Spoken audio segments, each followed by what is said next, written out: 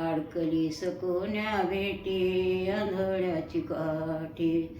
माझी वारणीने गुंतली सकोन्या राणी, माझी वारणीने गुंतली सकोन्या राणी. अडकली सकोन्या भेटी आंधळ्याची काठी, अडकली सकोन्या भेटी आंधळ्याची काठी. आता मी काय करू कुठवरी धीर धरू, आता मी काय करू कुठवरी धीर धरू. अडकली सकोन्या भेटी आंधळ्याची काठी, अडकली सकोन्या भेटी आंधळ्याची काठी. माझी वहारणीने गुंतली सकोन्या राणी, माझी वहारणीने गुंतली सकोन्या राणी.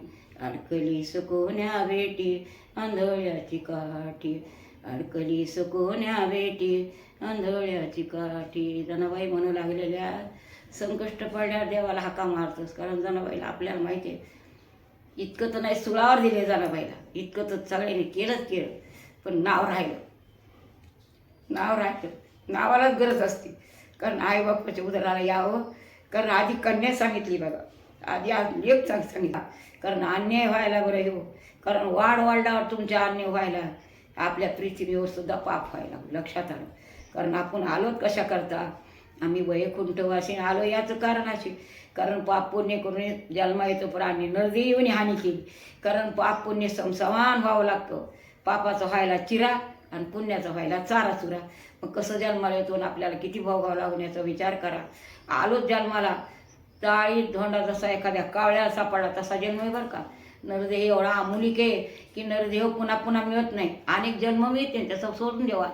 अनेक जन्म जनाबाईनं देवाला धावा केला, देवा माझा असं. जनाबाई किती जन्माचे आता बरोबर 4 अवताराच्या बरोबर येतात. कारण तुम्ही कुठं ऐकलेले, कारण जेव्हा गुरुबा काका आले होते ते कच्चं सांगायला कोणाला, आपले नामदेवाला मागितलं. नामदेव पळून गेले, देवाच्या मागं जाऊन लपले. म्हणजे असं असं मारायले. अरे म्हणले नामा तू खरंच कच्चा आहे. म्हणून नामदेवाला सांगितलं कोणी देवाने. कारण देवाचा नामदेव म्हातारपणाचं लेकरू म्हणते तर लाडकी, सगळ्या ह्याच्यामध्ये लाडकी पण होती तसेच नामदेव बरं का. कारण सगळ्यामध्ये, कारण जनाबाई झालं, जनाबाईला काय वाटलं, मग देवाला हाका मारला की देवा कुठं अडकलास रे, मला एवढं संकष्ट पडलं, तू कुठे गेलास रे, कोण्या रानात अडकलास रे, कोण्या बेटामध्ये बसलास रे, अशा जनाबाई म्हणू लागल्या. मग तुझ्या हाका मारायले ना अशी याच ठिकाणी पूर्ण विराम. गोपाल कृष्ण.